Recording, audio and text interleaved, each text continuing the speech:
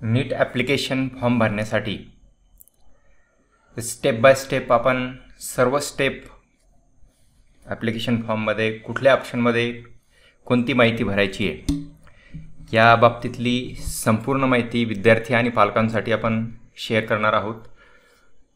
त्यामुळे तुम्ही हा व्हिडिओ शेवटपर्यंत बघा। चॅनलवर नवीन असाल तर चॅनलला सबस्क्राईब करा आणि बेल आयकॉन प्रेस करा। तर फॉर्मची सुरुवात आपल्याला वेबसाईटवरून करायची आहे। तर वेबसाईटवर जाण्यासाठी आपल्याला इथे गुगलवरती टाईप करायचं बघा, NTA नीट एवढंच टाईप करा आणि आपल्यासमोर national eligibility cum entrance test NEET.NTA.NIC.in ही वेबसाईट येते। या ठिकाणी 2025 इज लाईव्ह असं आहे ना, याच्यावरती क्लिक करा। लगेच आपल्यासमोर लिंक येते। लिंक आल्यानंतर या लिंकवर आपण क्लिक करून आपल्यासमोर असे 3 ऑप्शन दिसतात। या ठिकाणी step 2 apply online, already existing candidate log in आणि रजिस्टर युअर सेल्फ। तर यामध्ये आपल्याला अगोदर जर आपण रजिस्ट्रेशन केलेलं असेल तर तो ॲप्लिकेशन नंबर आपण लिहून ठेवणं गरजेचं आहे आणि पासवर्ड तो आपण लॉग इन करू शकतो, परंतु आपल्याला न्यू यूजर रजिस्ट्रेशन यावर क्लिक करायचं आहे। यावरती क्लिक केल्यानंतर आपल्यासमोर असा विंडो ओपन होतो। याच्यामध्ये सर्व माहिती दिलेली आहे। ही माहिती काळजीपूर्वक वाचायची आणि या ठिकाणी I have downloaded the information bulletin, म्हणजे इन्फॉर्मेशन बुलेटिन आम्ही डाउनलोड केलेलं आहे। या ठिकाणी तुम्ही डाउनलोड करू शकता आणि सर्व माहिती बघू शकता। क्लिक टू प्रोसीडवरती क्लिक करायचं आहे। क्लिक टू प्रोसीडवरती क्लिक केल्यानंतर आपल्याला सुरुवातीला या ठिकाणी अभ्यर्थिका नाम म्हणजे कॅन्डिडेट नेम हे 10वीच्या प्रमाणपत्रावर जसं आहे, आपलं आडनाव प्रथम असेल तर आडनाव प्रथम टाका 10वीवर, काही अडचण येणार नाही। वडिलाचं नाव टाका, फक्त नाव टाकायचे, ते वडिलाचं पूर्ण नाव टाकण्याची गरज नाही। आईचं नाव टाका 10वीच्या सर्टिफिकेट जे आहे ते। या ठिकाणी तुमची डेट ऑफ बर्थ निवडा, जेंडर म्हणजे लिंग कोणतं आहे, मेल फिमेल जे असेल ते। त्यानंतर कन्फर्म पर्सनल डिटेल, इथे जी माहिती भरली आहे तीच पुन्हा candidate name, father name, mother name, date of birth, gender हे सर्व कन्फर्म करा। वर्तमान ॲड्रेस म्हणजे प्रेझेंट ॲड्रेस, आपल्या आधार कार्डवर जो ॲड्रेस आहे तो या ठिकाणी इथे टाकायचा आहे। लोकॅलिटी टाकायची आहे। देश निवडायचा आहे आपला इंडिया, राज्य महाराष्ट्र, जिल्हा जो असेल तो निवडायचा आहे। पिनकोड टाकायचा आहे। या ठिकाणी आपला ईमेल ॲड्रेस टाकायचा आहे, तो कन्फर्म करायचा आहे। आता इथे एक लक्षात घ्यायचं आहे, आपल्याला 2 ईमेल ID आणि 2 मोबाईल नंबर हे लागणार आहेत। पुढे मी तुम्हाला सांगणार आहे। सुरुवातीला हा तुमचा स्वतःचा टाकू शकता किंवा पॅरेंट्सचा देऊ शकता आणि पॅरेंट्सचा दिला तर तो तुम्हाला पुढच्या ॲडिशनल डिटेलमध्ये पुन्हा एक ईमेल ID आणि पुन्हा एक मोबाईल नंबर, असे 2 मोबाईल नंबर आणि 2 ईमेल ID टाकावं लागणार आहे। या ठिकाणी मोबाईल नंबर टाकून कन्फर्म करायचं आहे। ॲड्रेस सेमच ठेवायचा आहे किंवा तुमचा वेगळा असेल तर तुम्ही वेगळा लिहू शकता। ही सर्व माहिती भरल्यानंतर या ठिकाणी तुम्हाला इथे पासवर्ड तयार करायचा आहे। पासवर्ड कसा तयार करता इथं दिलेलंच आहे। कमीत कमी 8 कॅरेक्टर पाहिजेत। त्याच्यामध्ये एक @ वगैरे असं आणि 2-3 अंक असं पाहिजे। समजा आपण महेश @2025 अशा पद्धतीचा पासवर्ड तयार करायचा आहे। तुम्ही तुमच्या पद्धतीने तयार करू शकता आणि हा पासवर्ड तयार करून या ठिकाणी एक सिक्युरिटी क्वेश्चन आहे, what is the name of your first school, primary शाळेचं नाव टाकून द्यायचं, म्हणजे आपल्याला पासवर्ड विसरला तर त्यावेळेस लक्षात राहून जाते। आणि हा कॅप्चा टाकून या ठिकाणी सबमिट करायचं।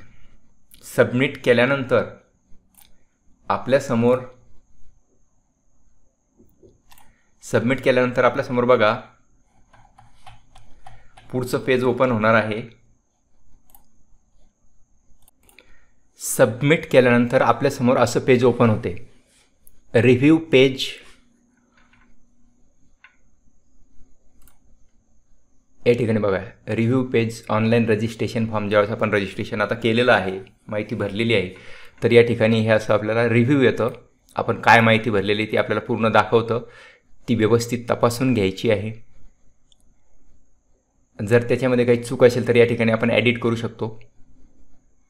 नाहीतर मग सबमिट अँड सेंड OTP याच्यावर क्लिक करायचं आहे. येथे आपल्याला आपलं नाव, हे वडिलाचं नाव, आईचं नाव, जन्मतारीख हे सगळं चेकबॉक्सवर क्लिक करून आय ॲग्री करून सबमिट अँड सेंड OTP या ठिकाणी इथं क्लिक करायचं आहे. इथे क्लिक केल्यानंतर आपल्याला एक OTP येईल. तो OTP टाकून आपण व्हेरीफाय करायचं आहे. त्यानंतर पुढची जी स्टेप आहे ती आहे SMS ॲथेंटिकेशन. या ठिकाणी बघा आपल्याला आता पेज रिव्ह्यू दिसतंय. या ठिकाणी बघा आपण OTP सेंड केल्यानंतर हा समोरचं पेज ओपन होणार आहे. इथे तुम्हाला मी झूम करून दाखवतो आहे. आपण जी माहिती भरली समजा ते सर्व या ठिकाणी येत आहे आणि आपला आलेला जो OTP आहे तो आपल्याला या ठिकाणी टाईप करायचा आहे आणि सबमिट रजिस्ट्रेशन फॉर्म या ठिकाणी आपण सबमिट करायचं आहे. सबमिट केल्यानंतर लगेच पुढचं पेज आपल्याला ओपन होणार आहे. या ठिकाणी आपलं नाव दिसतं आहे, ॲप्लिकेशन नंबर दिसणार आहे, 2025ने सुरू होतो, 25ने सुरू होतो. आता या ठिकाणी आपल्याला रजिस्ट्रेशन प्रोसेस कंप्लीटेड असं दिसेल. त्यानंतर मोबाईल नंबर व्हेरिफिकेशनसुद्धा आपण कंप्लीट केलेलं आहे OTP टाकून. आणि आता ह्या 3 स्टेप आपल्या पेंडिंग आहेत. Email ID verification, fee payment आणि ॲप्लिकेशन फॉर्म. तर सर्वात प्रथम आपल्याला ॲप्लिकेशन फॉर्म भरायचा आहे. तर कंप्लीट ॲप्लिकेशन फॉर्म याच्यावरती आपण क्लिक करायचं आहे. त्याच्यावरती क्लिक केल्यानंतर आपल्यासमोर ॲप्लिकेशनच्या ह्या 10 स्टेप येणार आहेत. त्यातली पहिली स्टेप आपण रजिस्टरची कंप्लीट केलेली आहे. दुसरी स्टेप रजिस्टर पर्सनल डिटेल, तिथून सुरुवात करायची आपल्याला. तर मग या ठिकाणी आपल्याला ऑप्शन आहे रजिस्टर पर्सनल डिटेल, याच्यावरती क्लिक करायचं आहे. क्लिक केल्यानंतर आपल्यासमोर पर्सनल डिटेल हा टॅब ओपन होईल बघा. हा टॅब ओपन झाल्यानंतर आपण जी माहिती भरलेली आहे अगोदर रजिस्टर करताना, विद्यार्थ्याचं नाव, जन्मतारीख वगैरे, त्या ठिकाणी आपोआप येणार आहे. त्याच्यामध्ये आपल्याला काहीही बदल करायचा नाही आहे. इथे राष्ट्रीय नॅशनॅलिटी या ठिकाणी आपल्याला इंडिया निवडायचं आहे. त्यानंतर स्टेट ऑफ इलिजिबिलिटी, आपलं जे स्टेट आहे हे स्टेट मात्र या ठिकाणी आपण काळजीपूर्वक निवडायचे. आपण महाराष्ट्रात आहोत तर आपण महाराष्ट्र या ठिकाणी इलिजिबिलिटी स्टेट निवडायचं आहे. म्हणजे इथं इंडिया, इथे महाराष्ट्र, या ठिकाणी इथे कॅटेगरी.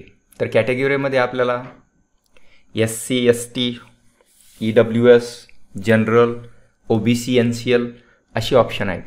तर इथे बरेच विद्यार्थी गोंधळून गेलेले आहेत. तर इथे काहीच गोंधळायची गरज नाही आहे. आपण जर OBC असाल, आता OBCमध्ये OBC तर आहेच, मराठा समाजातील कुणबी, त्याच्यानंतर NT 1, 2, 3 VJ, ह्या सर्व ज्या अदर कॅटेगरी आहेत, इतर मागासवर्ग आहेत, हे सर्व OBC NCL मध्ये येतात. त्याचं जर आपल्याला कन्फर्मेशन करायचं असेल तर मी कालच व्हिडिओ बनवलेला आहे, तुम्ही ते वेबसाईटवर जाऊन ती लिस्ट चेक करू शकता. या ठिकाणी आपण OBC NCL निवडायचं आहे, SC असेल तर SC निवडायचं आहे, ST असेल तर ST निवडायचं, जी कॅटेगरी असेल आपली ती निवडायची. आणि आपल्याजवळ जरी सेंट्रलचं सर्टिफिकेट नसेल तर काही अडचण नाही, कुठलीही अडचण येत नाही. बरेच वेळेस मी तुम्हाला सांगितलेलं आहे. या ठिकाणी आपल्याला आपलं कॅटेगरी निवडून इथे कॅटेगरी कन्फर्म करायची आहे. कन्फर्म केल्यानंतर आपल्याला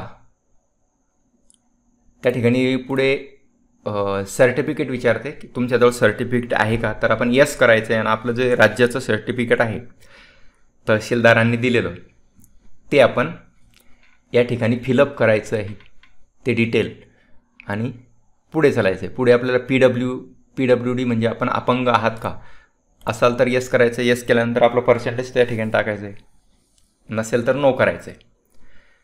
त्यानंतर अदर डिटेलमध्ये बघा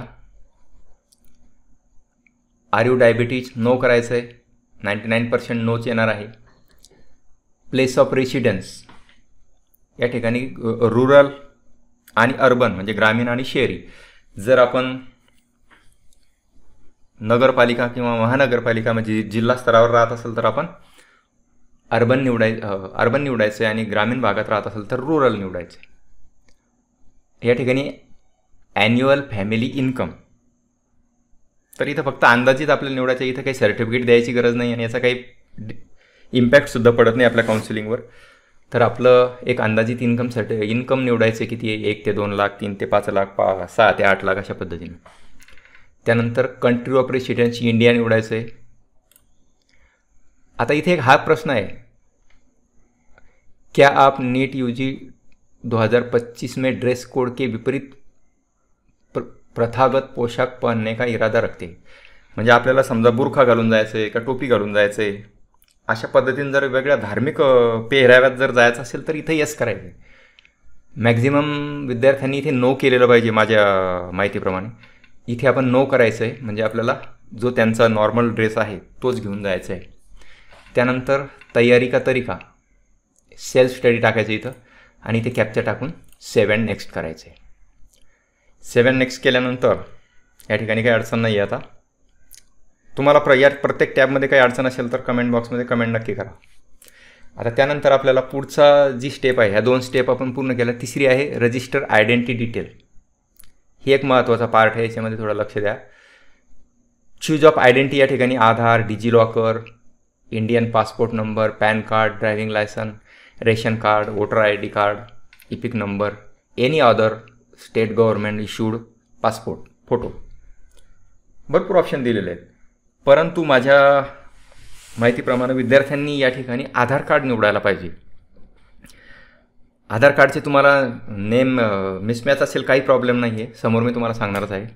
तर या ठिकाणी आपण आधार कार्ड निवडायचं आहे. आधार कार्ड निवडल्यानंतर पुढच्याच पेजवर आपल्याला आता त्याचे डिटेल मागतात. या ठिकाणी इथे पॅन कार्ड दाखवलेलं आहे, आधार कार्डचा नंबर टाकून आपण या ठिकाणी सबमिट करायचं. आता सबमिट केल्यानंतर आधार कार्ड डिटेल आपण टाकल्यानंतर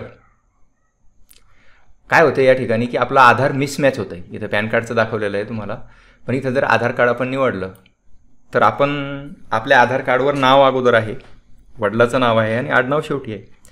आणि आपल्या 10वीच्या याच्यावर 10वीच्या सर्टिफिकेटवरती आडनाव अगोदर आहे, वडिलाचं स्वतःचं नाव आहे आणि वडिलाचं नाव आहे. मग या ठिकाणी ते मिसमॅच होतं. ते एकदा सुरुवातीला आपण माहिती भरायची आहे, क्लिक करायचं आहे, मिसमॅच दाखवणार. मिसमॅच झाल्यानंतर त्याच्यावरती परत एकदा क्लिक करून आपली माहिती आपण ऑथेंटिकेट करायची स्वतःच. तिथे विचारते तुम्हाला की आधारवर तुमचं स्पेलिंग कसं आहे ते कन्फर्म करून त्याला सबमिट करून द्यायचं आहे. काही अडचण येणार नाही त्या ठिकाणी. त्यानंतर पुढची जी स्टेप आहे, याच स्टेपमध्ये आपल्याला अपार ID विचारतं, तुमच्याजवळ अपार ID काय आहे का. तर असेल तर टाका, नसेल तर नो केलं तर नो करून या ठिकाणी आपण सबमिट करायचं आहे. काही अडचण नाही अपार IDची, नो करा आणि सबमिट करा. त्याच्यानंतर पुढची 5वी स्टेप आहे register exam and exam centre detail. या ठिकाणी आपल्याला select of exam already select येणार आहे. त्याच्यानंतर प्रश्नपत्र का माध्यम म्हणजे क्वेश्चन पेपर ऑफ मीडियम. या ठिकाणी सर्व स्थानिक लोकल भाषा असतात, मराठी, उर्दू, बंगाली वगैरे सगळ्या भाषा येतात. परंतु आपल्याला या ठिकाणी क्वेश्चन पेपर मीडियम या ठिकाणी इंग्लिश निवडायचं आहे. सर्व विद्यार्थ्यांनी महाराष्ट्रातल्या इंग्लिश निवडल्यानंतर या ठिकाणी सिटी चॉईस 1 स्टेट निवडायचं, राज्य आपलं महाराष्ट्र, आणि पुढे आपल्याला जो जिल्हा पाहिजे तो जिल्हा निवडायचा आहे. असे 3 सेंटर आपल्याला चॉईस करण्यासाठी दिलेले आहेत, ते आपण निवडायचे आहेत. त्यानंतर वडिलाचा व्यवसाय या ठिकाणी निवडायचा आहे. वडिलाचे शिक्षण या ठिकाणी टाकायचं जे असेल ते. आईचं व्यवसाय काय आहे, शिक्षण काय आहे, आणि या ठिकाणी हा खाली कॅप्चा असतो, तर कॅप्चा टाकून 7 नेक्स्ट करायचं आहे, म्हणजे ही स्टेप पूर्ण होते. त्यानंतर बघा पुढची स्टेप कोणती आहे? 6 नंबरची, रजिस्टर क्वालिफिकेशन डिटेल. आता क्वालिफिकेशनमध्ये आपल्याला पहिलं 10वीचं भरायचं आहे. स्टेटस काय आपलं? पासच करावं लागेल तरच आपण इलिजिबल आहोत. त्यानंतर उत्तीर्ण होण्याचं वर्ष या ठिकाणी निवडायचं आहे. योग्यता परीक्षा क्वालिफाईंग कोणती आहे? म्हणजे महाराष्ट्र स्टेट बोर्ड असं निवडायचं आहे, स्टेट बोर्डचं असेल तर. आणि CBSEचं असेल तर सेंट्रल CBSE बोर्ड असं निवडायचं आहे. शाळेचं ठिकाण कोणतं आहे ते इथे या ठिकाणी टाकायचं आहे. स्कूल कॉलेजचा प्रकार कोणता आहे तो निवडायचा आहे. योग्यता परीक्षा राज्य, कोणत्या राज्यात परीक्षा दिलेली आहे 10वीची, जिल्हा कोणता आहे, बोर्ड कोणता आहे, या ठिकाणी बोर्ड आहे. आणि क्वालिफाईंग एक्झाम जे ऑप्शन आहे ते आपण या ठिकाणी निवडायचं आहे. त्याच्यानंतर रिझल्ट मोड, CGPA आहे की पर्सेंटेज आहे ते निवडायचं आहे. रोल नंबर टाकायचा आहे, स्कूल कॉलेजचं नाव टाकायचं आहे आणि या ठिकाणी त्या शाळेचा पिनकोड टाकायचा आहे. आणि खाली पर्सेंटेज आपल्याला, आपण इथे या ठिकाणी रिझल्ट मोड निवडला की तिथे पर्सेंटेज, एकूण गुण आणि पर्सेंटेज या ठिकाणी आपल्याला टाकायचं आहे. त्यानंतर 12वीची डिटेल भरायचे आहेत.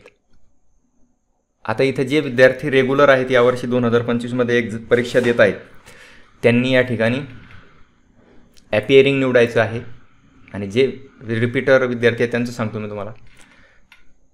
उत्तीर्ण होणे का वर्ष 2025 येईल ॲपिअरवाल्यांचं. क्वालिफाईंग एक्झाम तिथे ऑप्शन येईल 12चं, ते निवडायचं आहे. स्कूल का स्थान, शाळेचं ठिकाण निवडायचं आहे, म्हणजे टाईप करायचं आहे. स्कूल कॉलेज टाईप या ठिकाणी निवडायचं आहे. त्याच्यानंतर योग्यता परीक्षा स्टेट, राज्य, जिल्हा, school board, Maharashtra state board निवडायचं आहे. रिझल्ट मोड, पर्सेंटेज निवडल्यानंतर या ठिकाणी आपल्याला मार्क्स भरायचे. ॲपिअरिंग असल्यामुळे तुम्हाला रिझल्ट मोड येणार नाही इथे. आणि अशा पद्धतीनं या ठिकाणी शाळेचा पत्ता आणि पिनकोड टाकायचा आहे. आता या ठिकाणी आपण जे रिपीटर विद्यार्थी आहेत त्यांनी इथे पास करायचं आहे. पास केल्यानंतर तुम्हाला सर्व डिटेल भरायचे आहेत आणि कॅप्चा टाकून सेव्ह अँड नेक्स्ट करायचं आहे. आता पुढच्या स्टेपवर चाललो आपण. बघा पुढच्या स्टेपवरती, आता पुढची स्टेप कोणती आहे? 7वी स्टेप चालू आहे आपली. 7व्या स्टेपवर आहे रजिस्टर ॲडिशनल डिटेल.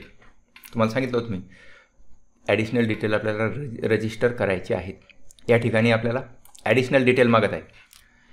क्या आप जुड़वा और दोनों नीट परीक्षा दे रहे हैं क्या?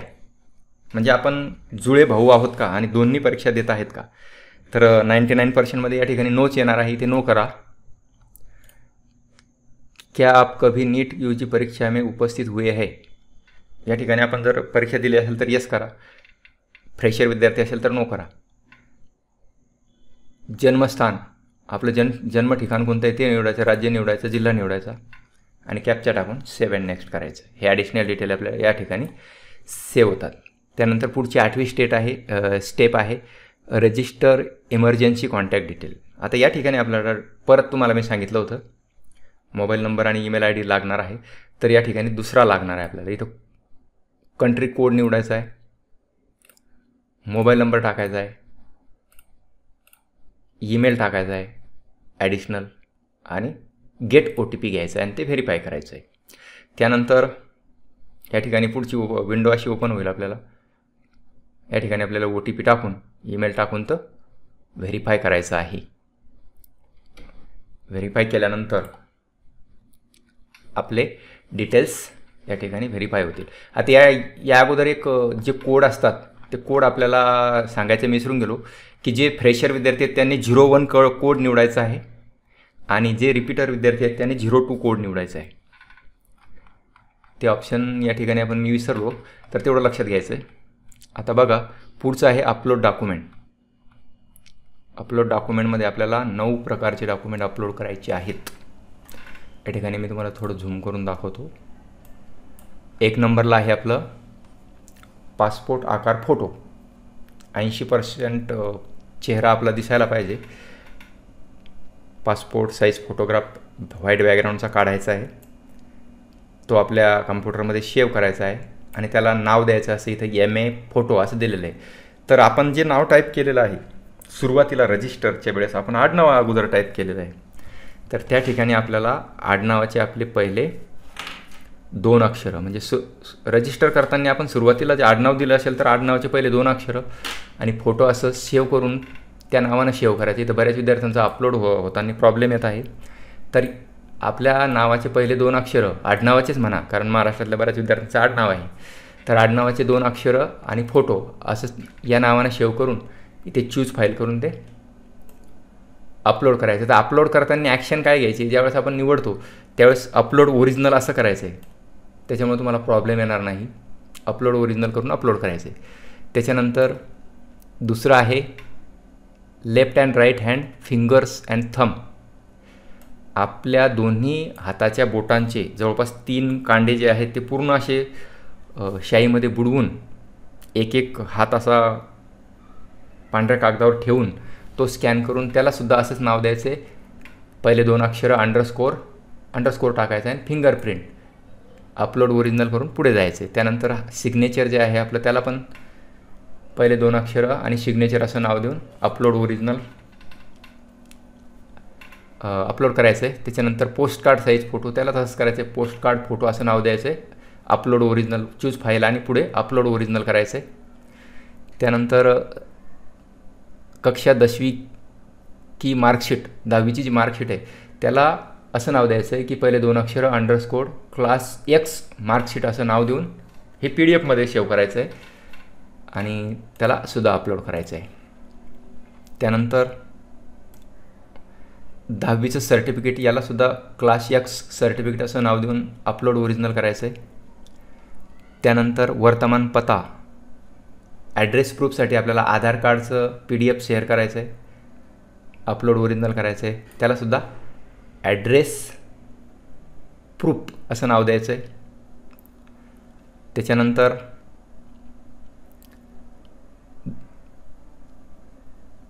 Class 10th CGPA equivalent certificate issued by the board 10वी सर्टिफिकेट ते झालेलं आहे. त्याच्यानंतर पहचान प्रूफ या ठिकाणी आपल्याला आधार कार्ड अपलोड करायचं आहे. अशा पद्धतीने हे डॉक्युमेंट अपलोड करायचे. डॉक्युमेंट आपल्याकडे अपलोड केल्यानंतर आपल्यासमोर संपूर्ण फॉर्म येईल आणि फायनल सबमिटचं एक बटन आहे. तर या ठिकाणी याला क्लोज करायचं आहे. तर क्लोज केल्यानंतर आपण हा सर्व फॉर्म जो आहे आपला तो इथे दिसणार आहे, आपल्याला तो फॉर्म सगळा बघून घ्यायचा आहे. आता आपल्या प्रोसेस आहे ईमेल ID व्हेरिफिकेशन आणि फी पेमेंट 2 प्रोसेस बाकी आहेत. तर इथं your email ID to be verified click इथं करायचं आहे. त्याच्यानंतर आपल्याला रजिस्टर्ड करताना जो ईमेल ID तो टाकून या ठिकाणी OTP पाठवायचा आहे. त्याच्यावर OTP पाठवल्यानंतर या ठिकाणी OTP टाकून व्हेरीफाय करायचं आहे. त्यानंतर ती ईमेल ID व्हेरिफिकेशनची प्रोसेस आपली पूर्ण होणार आहे. आणि त्यानंतर सर्वात शेवटी फी पेमेंट आहे, पे एक्झामिनेशन फी यावर क्लिक करून UPI ID निवडून आपण फोनपेद्वारे सुद्धा पेमेंट करू शकतो. अशा प्रकारे ह्या सर्व स्टेप्स आपल्या कंप्लीट होणार आहेत. Registration, mobile number verification, email ID verification, fee payment आणि ॲप्लिकेशन फॉर्म. हे सगळं झाल्यानंतर आपल्याला आपला हे ऑनलाईन पेमेंटची प्रोसेस दाखवलेली या ठिकाणी आपण इथे हे 1 नंबरचं ऑप्शन निवडायचं UPI आणि पेमेंट करायचं. पेमेंट केल्यानंतर आपल्यासमोर अशी रिसिप्ट येते.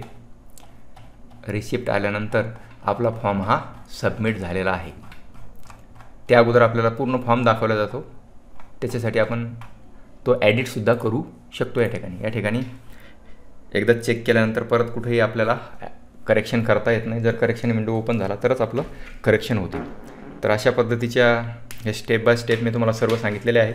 याच्यात काही माझ्याकडून काही ऑप्शन सुटले असतील, सुटले तर नाहीच, कदाचित 1-2 ऑप्शन सुटले असतील, तर त्यासाठी तुम्ही कमेंट बॉक्समध्ये नक्की मेन्शन करा, त्याच्यावरसुद्धा तुम्हाला उत्तर दिले जाईल. तर व्हिडिओ आवडला असेल तर व्हिडिओला लाईक करा आणि गरजू विद्यार्थ्यांपर्यंत नक्की शेअर करा. धन्यवाद. जय हिंद, जय महाराष्ट्र.